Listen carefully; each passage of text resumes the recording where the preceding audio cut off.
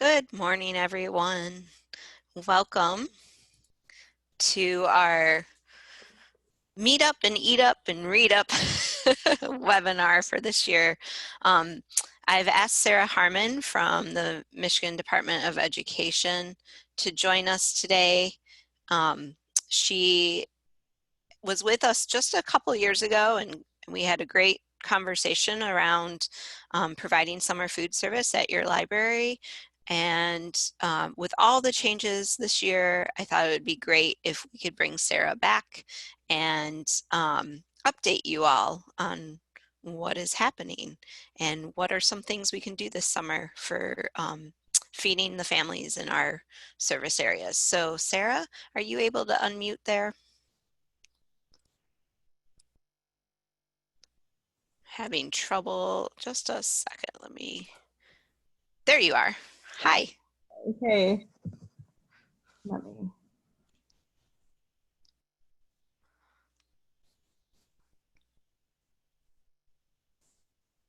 Okay. Sorry. Good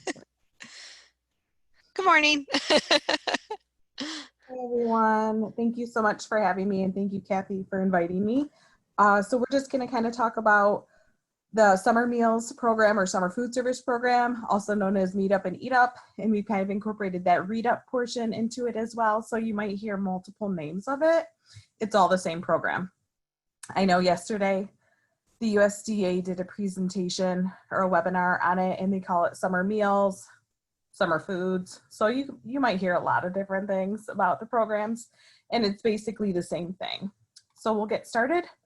I'm going to do a brief overview on what the program is, basically for what it normally is, and then we'll kind of talk about maybe some of the differences for this year only as of right now. Who knows how long everything will last with the current situation of the enjoyment of COVID-19. So without further ado, we'll get going.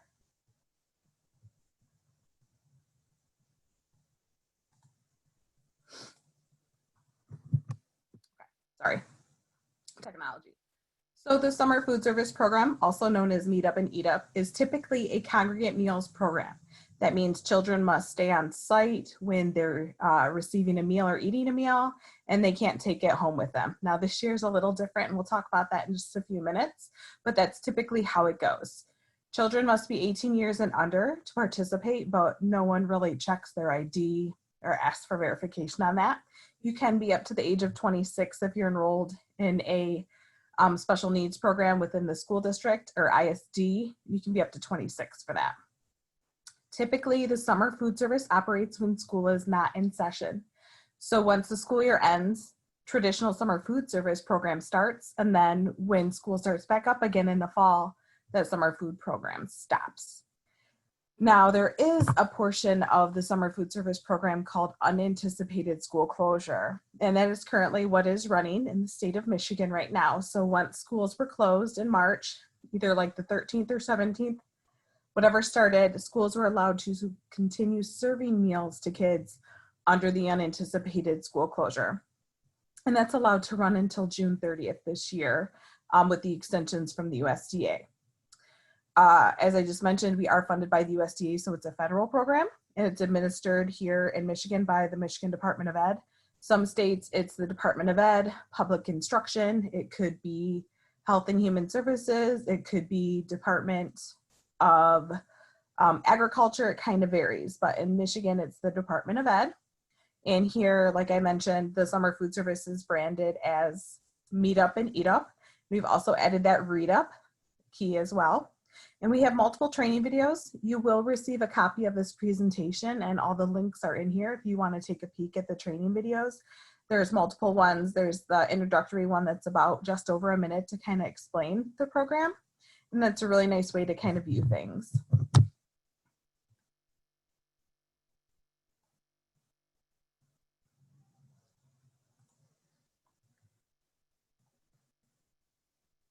Great, thank you. So just a little bit about data. Last year we had about 1,756 sites. We had 50 library sites, which was a 14% increase over 2018. So I think that's really great. We've expanded our sites as far as the kinds of sites that we have. So they're not just like at school sites. We have sites all over. We have them at libraries, obviously. We have them at low income housing. We have them at mobile home communities. We have them at parks. We have them at community centers, faith-based organizations.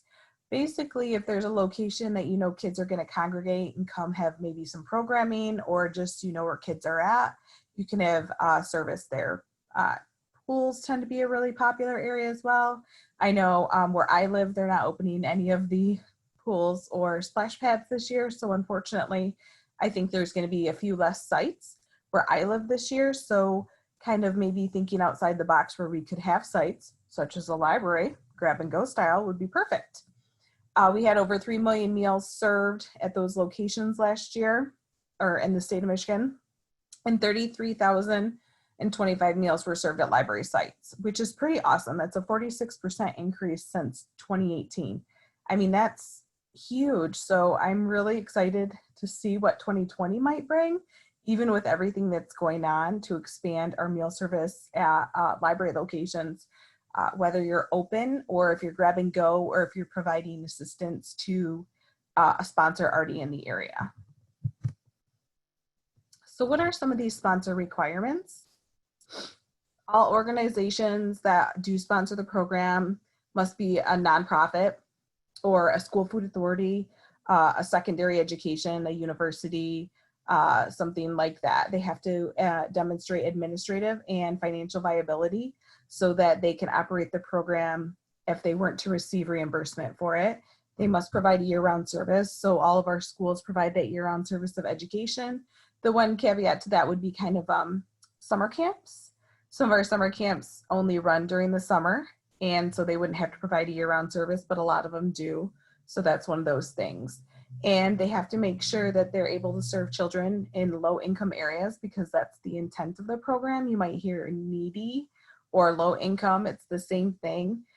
Although when children do come to a site, it doesn't matter what their income status is. We don't check any of that, but that was the intent of the program. And it's not to make money either. So you have to have a nonprofit food service account. And that just means that you can't make money off the program. And typically sponsors don't do that, but we do have to put that out there. And you just have to make sure that you know what's going on at all of your sites if you have multiple sites. So sponsors are required to monitor their sites and make sure everything's going with what the requirements are for the program.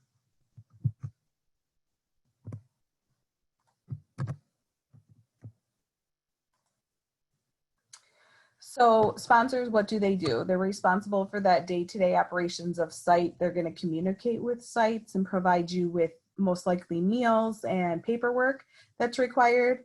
They complete training by us. All of our in-person trainings were canceled after the first one, so we did work diligently to create online training for our sponsors. And then it's their responsibility to train sites, but you can also watch those trainings if you're a site under a sponsor, and that's totally fine. Sometimes sponsors will provide meals themselves, like they will prepare them in a central kitchen, or they might have a contract with a vendor or a school food authority, and that is totally allowable to provide meals to the community. And they're going to train all of their staff, whether it's food service staff, site staff, or administrative staff. That's their responsibility, is to make sure that everyone knows what their roles and jobs are for the program, so that they can receive that reimbursement and continue the program year to year. Maintaining records, that's always a big thing with any program. With the USDA or federal program, you have to make sure that you have documentation to support whatever you're going to claim, because that's how you receive that reimbursement and continue every year. I already mentioned about monitoring the sites, and then you will submit a claim every year, or every month, excuse me, and that's how you receive the reimbursement for meals, and that's as a sponsor. So sponsors basically had to let us know by the beginning of May, mid-May, if they wanted to participate if they were brand new. Returning sponsors still have till next week to submit their application, but we do accept late applications. That's fine. We just can't guarantee we can get them approved before you start. This year's a little different with the extension of that unanticipated school closure, so we have a little more time to review applications than we normally would before when school ends and then summer starts. So we have a little more leeway this year.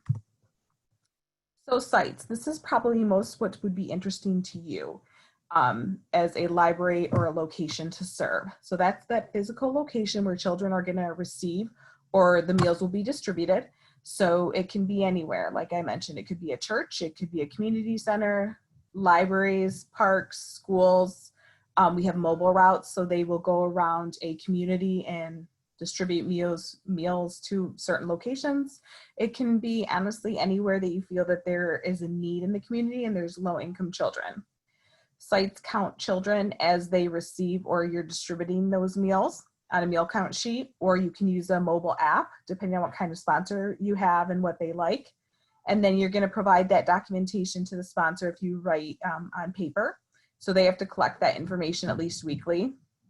And you're going to serve or distribute those meals or snacks and attend training. So site eligibility, this is still a requirement currently for traditional summer food service program. What's going on now for the unanticipated school closure, we received a waiver from the USDA, so eligibility is not an issue for the unanticipated school closure, but that ends by June 30th. So what has to happen for site eligibility is that if you're in a location and you have a school that has at least 50% free or reduced applications in that attendance area, then that can qualify your site if that's your location of your library. If the closest school or that school in that attendance area does not have at least 50% free and reduced applications from the school meals program, we can look at census data, which would be USDA maps, that's the area eligibility or capacity builder. You might have heard of those.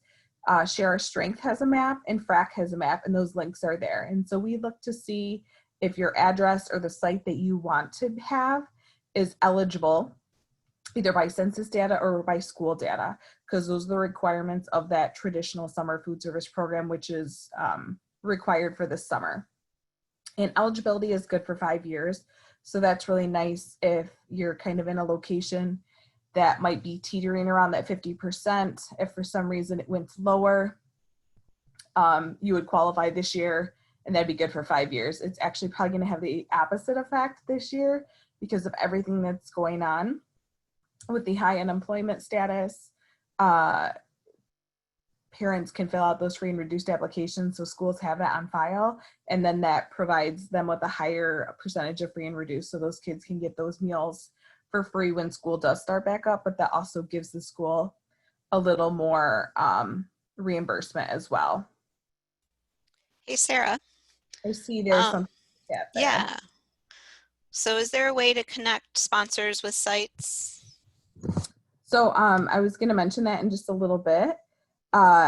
There's a way to connect sites to sponsors. So sometimes sponsors will actively, share on social media that they want to have sites or word of mouth that they're expanding. But typically sites will be the ones to contact a sponsor. Now, I do know this year,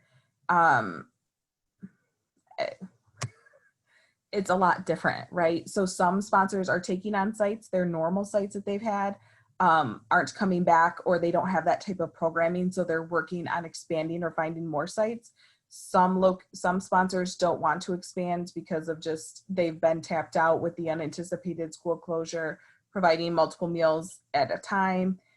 So it's really up to the sponsor if they want to take on a site or not. And I have directions on how to do that in just a little bit. So if I don't answer your question, Karen, I would be happy to clarify that further. Thank you. Yes. So sites, what's really nice about being a site and the summer food service program is you can have variable schedules.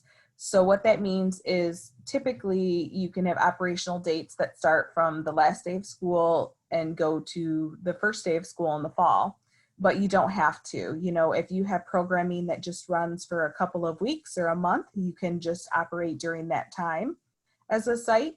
You can have variable days of the week. You can serve on the weekends. You can serve Monday through Friday. You could just do Monday, Wednesday. And you don't have to serve the same meals or snacks every day. So say you have some type of programming Mondays, Wednesdays, and Fridays during the day, and you want to provide lunch and a snack, but on Tuesdays and Thursdays, you have an evening program and you want to do supper and a snack. That is totally allowable. You can provide up to 2 meals per day, but you can't provide lunch and supper. And I'll explain that in just a minute. So there is a lot of different options as a site that can be appealing, or this summer with grab and go or multiple meal distributions. Some locations are doing just one distribution day a week where they provide almost a week's worth of meals. You can do that as well. So there's a lot of different options as far as being a site and serving or distributing meals. It's kind of whatever works for you guys. Typically, what we've seen in the past, you have best participation if you have some type of activity or programming going on. And that could be many different things. You could expand upon the site that already participates in like an after school at risk program within the child and adult care food program, the CACFP, because that can't run when school is not in session. So with COVID-19 this year, you can currently do the at-risk after school program, but that ends whenever your regular school year ends for this year. So if it ends like June 5th, you wouldn't be able to participate in that after school at risk program anymore. So you'd have to transfer that to like this summer food service program, and you could totally do that. So you could build upon that program that you might have. There's lots of different educational enrichment programs that are provided within different cities or counties, or Title 21 within a school, or some like local United Ways have some educational programming going on. And obviously there's tons of literacy programs, which you know way more than I do. And then, that expansion of the digital world and online learning, kids are doing so much more these days with that being in school. So you can always expand upon that. Kids love games, whether that's online or whether that is in person. Engaging them is really important because they might not get that engagement at home. I think it's really important to consider theme days, having some fun in there, even if you are like a grab and go, something to kind of just perk your spirit. I follow a few different locations on social media, and Birmingham Public Schools has a few sites right now that they're serving. They're not at a library, but they do different themes. And every day they try to spread pixie dust to the people coming to pick up meals, just to kind of make it happy. And they've done different Disney characters that they have. They've done Crazy Hat Day, tie-dye day, just something to kind of get kids excited, which, you don't have to participate, but sometimes they really enjoy that when they do theme days at school. Or just kind of going with, I believe it's what is it, Imagine your something. Imagine your story. Thank you. I'm sorry. You could expand on that and, dress as your favorite character from a story or a book. That'd be really fun as well. You can always partner with established programs in the area, the local YMCAs, the Boys and Girls Club, Salvation Armies, camps, sports, etc. Now, granted, that could be a little different this year because some are not running, but a lot of them are. Our local YMCA is a distribution site. They also have like a little mobile library they do there too when they pass out food, but not everyone has that capability, but these are just options to kind of think about. So we know that libraries are great sites. Yesterday, they talked about this on the webinar. You guys are a trusted and safe location for people. They know that, some of you have mentioned that you're basically a child care in the summer. So hopefully that doesn't happen this year, but people do trust you. So you have a lot of knowledge to offer and programs, and it's a great place to be. Everyone's welcome there. A lot of times you have long hours or you have adjustable hours. They could be variable during the week. You might be open on the weekends or the evenings. So that's very convenient for people. And obviously you offer a ton of learning and engaging activities, literacy programs, and a lot of other things as well. You guys probably don't get enough credit for everything that you do. So thank you for all that you do on behalf of just a mom in the state of Michigan. I appreciate all that. And I love to see all the activities and collaborations. My local library does a lot with like MSU Extension, some of the cooking classes. They do like yoga classes. They do all these theme days and activities with kids. And I think it's so great to get them engaged and have something different to do other than maybe some type of digital like tablet time. So thank you so much for everything. So back to that site staffing, what needs to happen at each site? You have to have someone that's going to be available to take meal attendance or meal counts. And that would be when you're distributing or serving those meals. And typically it's on a meal count form, but some places do use a mobile meal counting app, and it's very simple, easy to use. We've approved it. And then you provide usually general supervision if the kids are going to stay on site. But this year, again, you don't have to stay on site. You can have that non-congregate where they do that grab and go. It could be a dedicated staff person that's working on the meal counts or passing out meals. It could be a regular volunteer. You could have a college student or a high school student looking for those National Honor Society hours or just hours in general, especially if they can't find a job this summer or anything. A lot of them will be hopefully more apt to volunteer and kind of help dedicate their time to different areas in their community. So let's talk about some updates for this summer. So like I mentioned before, sponsors and schools have been serving or distributing meals since March, and they're participating in that unanticipated school closure SFSP. So basically everyone that participates in the National School Lunch Program when the kids are at school are in unanticipated school closure. So it's a lot of people. They've been serving tons of meals and receiving those reimbursements, and kids have been getting those meals for the most part almost 7 days a week, which is amazing. So the USDA did extend service for the unanticipated school closure until June 30th, 2020. So that means that sponsors can continue to distribute meals the way they have been until the end of June, and then basically July 1st switch over to traditional summer food service program.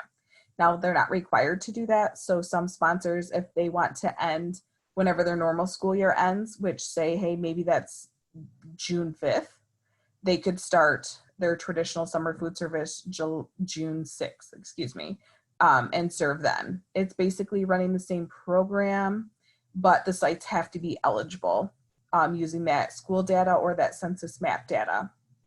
Sponsors cannot operate both programs. So they can't have some sites that are in unanticipated school closure and then some sites that are in that traditional meet up and eat up summer food service program. So they either have to do one or the other. Applications are typically due May 1st. We extended it to May 20th, and then we just extended it again till next week, which is June 3rd. And then we'll continue to take applications from sponsors. Just to make sure that if they want to join the program, because there have been so many changes, and who knows, there could be more changes coming from the USDA. So if they do waive the area eligibility, meaning you have to have that 50% free and reduced or that census map data to be a site, we're going to have, I think, a lot more sponsors that want to participate and distribute meals. So that's where kind of you come in too. If your site is not eligible either by school or census data, and they waive that area eligibility, that means you guys could be a site, hopefully within a sponsor, because they'd be looking for locations to distribute meals.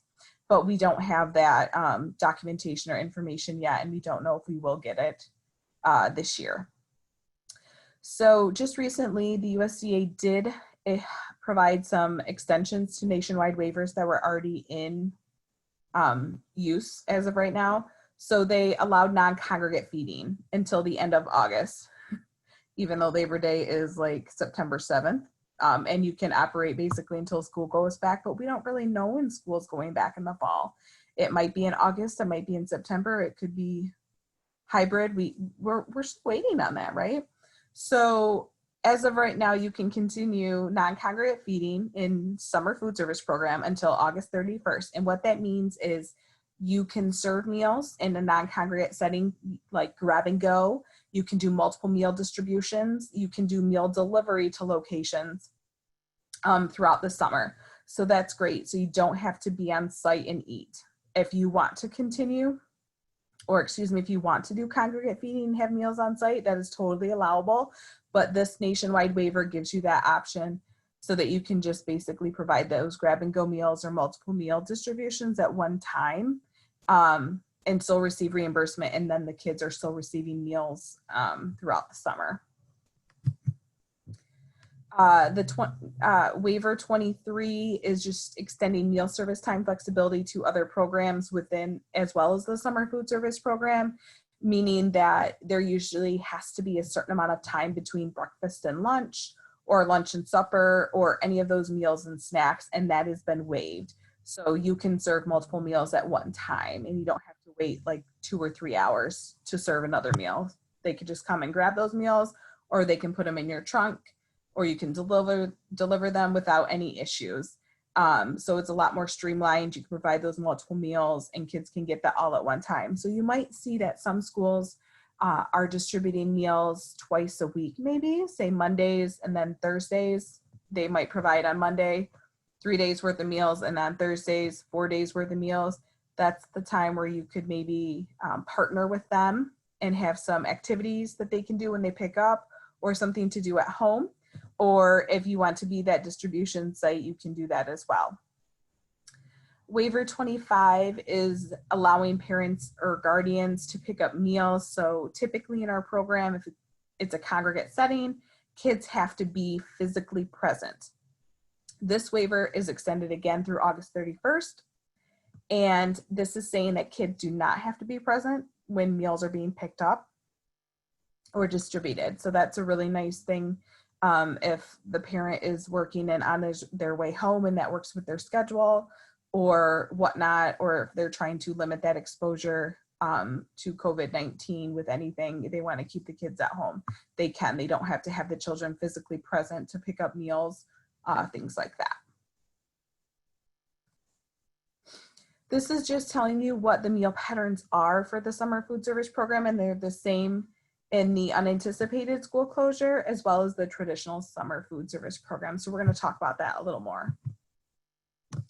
So in order to have a reimbursable breakfast, you have to have fluid milk, and that is 8 ounces of milk. So that could be skim milk, 0.5%, 1%, 2% whole, chocolate, strawberry, anything that's fluid milk. And you can use like lactose or lactate if you have lactose intolerant children. You have to have a serving of fruit or vegetable, and you have to have at least a serving of grain for breakfast. You can serve additional items, a meat or meat alternate, or additional grains, and that's totally allowable. So it kind of depends on who the sponsor is, who's preparing the meals, what they provide, that kind of thing. If you provide snacks, you have to serve at least 2 of the 4 components, and you can't serve fruit and vegetables because that's one component, and you can't have a liquid snack. So our components in the summer food service program are milk, fruit and vegetable are considered one component.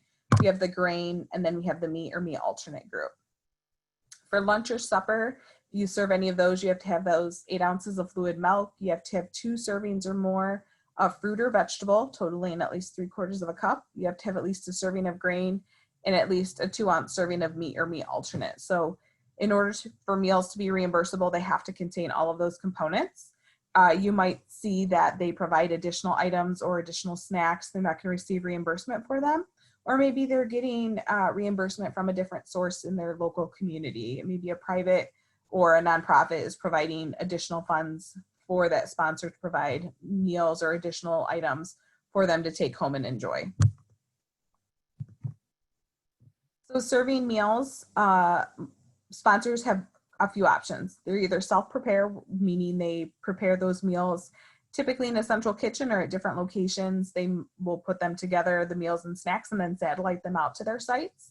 They would have to keep their menus that they plan, their production records, any invoices or receipts from those items that they're purchasing. They might have a food service management company contract, and that's with maybe a local school food authority or a vendor in the area providing meals. They can be ready to eat, ready to heat, frozen, or shelf stable. We've seen it all. And depending on what the local health department allows, some sponsors right now have been serving, pizzas that are frozen or chicken patties that are frozen, and they give explicit directions on how to reheat or prepare them. So we've had some sponsors provide some interesting options outside of what they might normally serve in the school year, because for whatever reason they might not be able to get certain items, or if they're providing bulk meals for a week, they want to give you the opportunity to include them for multiple meals. And if you have a vendor or anything like that, you still have to have menus, delivery tickets, invoices, and receipts to substantiate anything that you spend on the program. So these are the current reimbursement rates for 2020, and the reimbursement rates are January through December, and they're broken up into a rule or self-prep. So if your sponsor self-prepares meals, they get the higher reimbursement rate automatically, or if their site is considered a rural area based by the USDA, they get a higher reimbursement rate. All other sites get a lower reimbursement rate. That's just how the program runs. And the sponsor is the one who gets that reimbursement for those meals, because they're providing the meals for sites.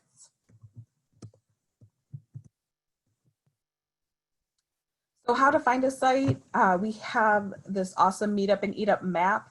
Right now it's currently displaying all of the unanticipated school closure maps, or sites, excuse me, that are operating. So it has that information, and we're going to be changing that over when unanticipated school closure ends. So then it will have the sites. And what it has is it has the location, has, well, the name, the address, the meals that they're going to serve, the days of operation that they're going to serve, and then the operational dates. So starting July 1 through August 31st, they're serving on these days these meals. And it will display that. So if they want to use that, they can use that at michigan.gov/meetupandeatup. So that's a really easy way to remember. They can always call 211. Currently, we send them data every day on sites for the unanticipated school closure, but they also have access to our database during the summertime to have that information to provide to families. You can always text food to 877-877, and it's going to ask for your location, and then it will provide the 3 closest locations to you for meal service. And then also USDA has their Meals for Kids map that you can use. Currently, if you were to go there, nothing from Michigan is being displayed because the data they require is different than the data that we have for the unanticipated school closure. Starting when traditional summer starts, we will be sending them data weekly, and that will be uploaded into that map. So you'll start seeing that in a couple of weeks, Michigan sites popping up as they start to participate in traditional summer food service program.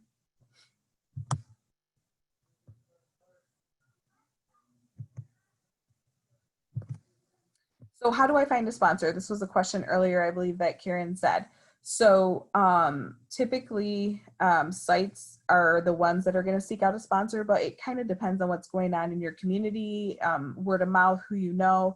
Some sponsors are always looking to expand some of their sites. I know in Southeastern Michigan, the United Way of Southeastern Michigan helps out, and they do intake forms for sites, so the sponsors can go in and see if there's sites near their area or their mobile delivery, so they can do that and pick those sites up. It might just be as simple as calling the local sponsor. A lot of times it's a school, but it might not be a school. It could be the local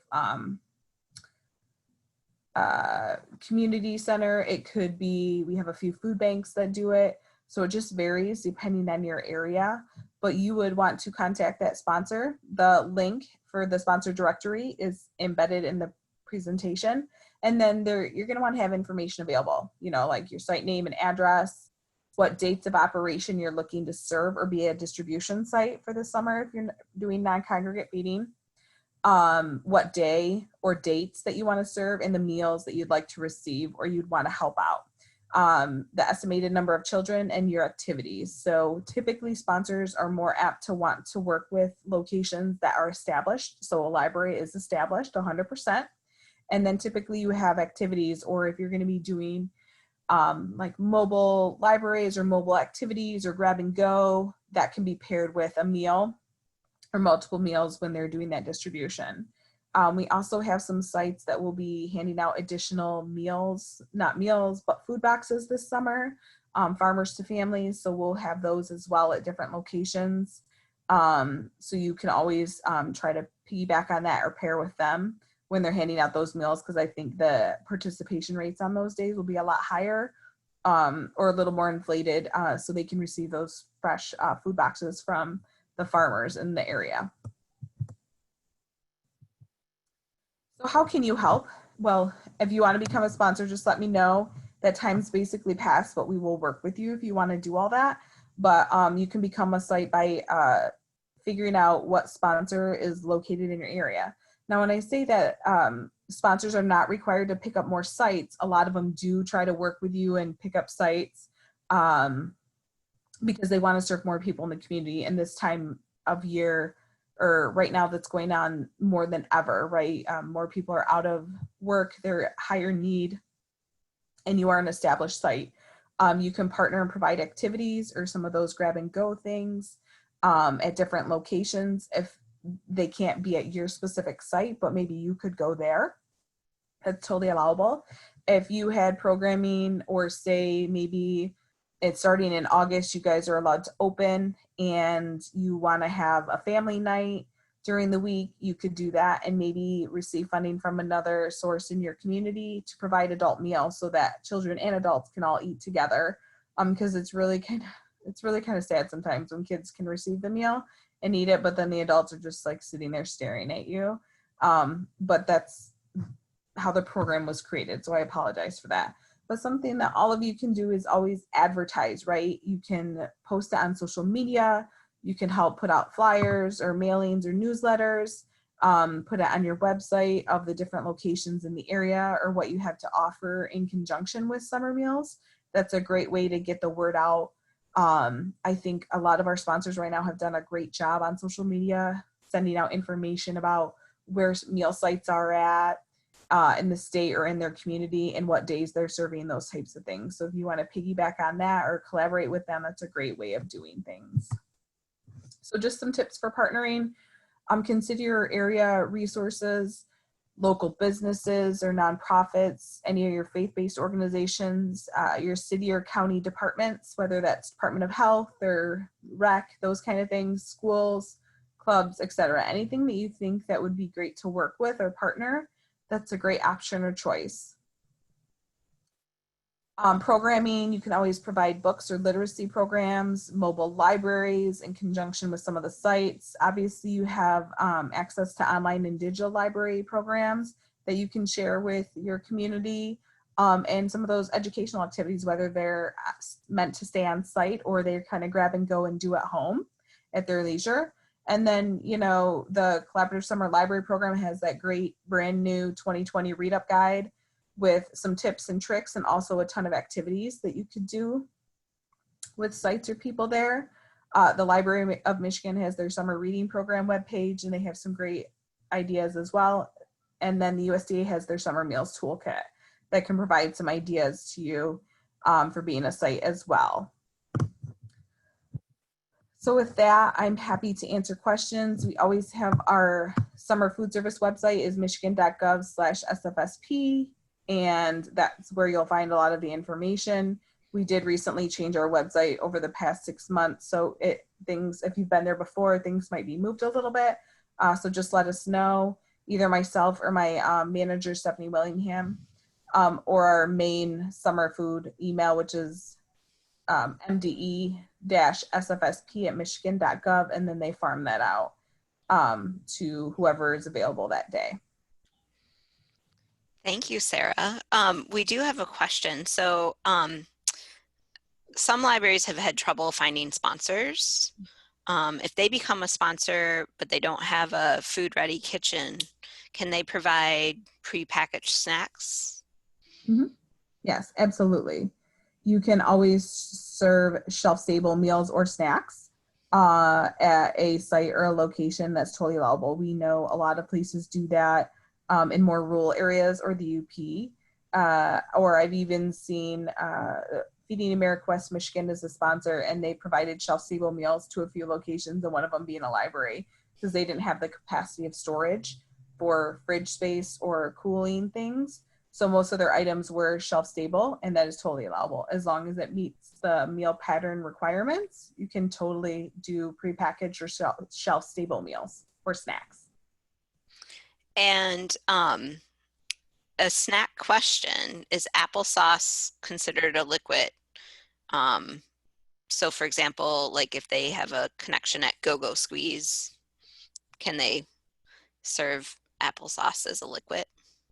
Applesauce is not a liquid, so it would Okay. be a fruit or vegetable, that fruit or vegetable component. And then you wouldn't want to serve an apple with applesauce as a snack because that's the same food item, even though it's a different form. Or vice versa, you wouldn't want to serve applesauce with apple juice because it's the same item, just in a different form. Okay. And there's another question. Um, so can you still be a site? Julie, you can be a site if you're eligible, but can you clarify your question? Are you asking for the deadline of applying to be a site, perhaps? So what's the deadline, Sarah? So sponsors are required to submit their application to us by June 3rd now. Some have already submitted and been approved, but they can amend their application at any time. So just because they've submitted it doesn't mean they can't modify it and take on sites. We have sponsors that do that all the time. For instance, Gleaners in southeastern Michigan. I'm not trying to pick on, the east side, but they have almost 100 sites. So they're constantly updating their application, adding or removing sites based on communications. So if you have a sponsor that's willing to sponsor you, that is wonderful. And they can always add you to their application when it's in their queue. So we might be reviewing them for a little bit of time. And then once they get that back, they can always add you as a site. And that is perfectly fine. So there's no really cutoff on when you can add sites or be able to start participating. It's more on what the sponsor wants, but you can absolutely continue to be added throughout the summer, which is really good. So if you have a location that maybe doesn't have the best participation, they might want to close a site, but then open a different one in a better location too. So they have that opportunity as well as you. Great. And then if the local sponsor is a local school, are they still a source in the summer? Can they be a, a sponsor through the summer? So as long as they qualify as a sponsor, and the school does qualify, they just have to have eligible sites to participate as of right now in traditional summer food service programs. So if any of those locations in their area have at least that 50% free and reduced meals, like national school lunch meals, or the census map data that they qualify, then yes, they can participate. They're not mandated to participate, but yes, they can participate. Great. And sponsors, they get the training to make up those meals that you were sharing. So if something's a vegetable or a fruit versus a liquid or whatnot, those sponsor sites will be trained in answering those types of questions. Yes. So it's the sponsor's job to train their site, but also Okay. provide meals that are creditable. But you as a site would just want to make sure that you know that you're receiving a creditable meal so that that sponsor can receive that reimbursement. So it's not on the site's job, but you just want to know what the components are just in case if something happened and a meal was damaged or something, or someone was like, I didn't get what they got, that you know what they should have in that lunch or Okay, that. great. Any other questions out there? And in fact, um, I'll allow you guys to unmute yourselves if you want to verbally ask Sarah a question. Anybody? All right. Well, I want to thank Sarah for sharing. I know there's a lot of uncertainty at this time.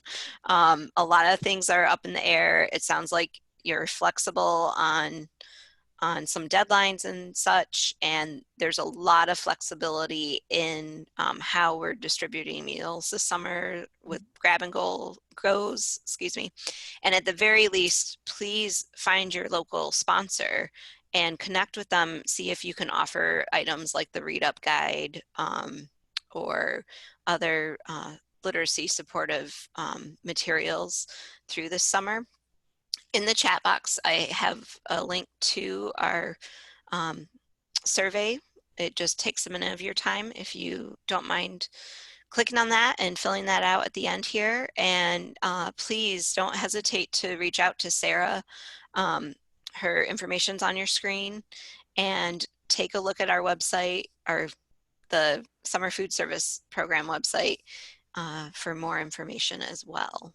So please, I think we're going to see even greater need as the months go by. And I hope that you can all help feed the children in our communities. So Sarah, thank you so much. Thank you, and thank you everyone for your time, and good luck this summer, and just let us know if you have any questions. Great. Thank you. Have a good day.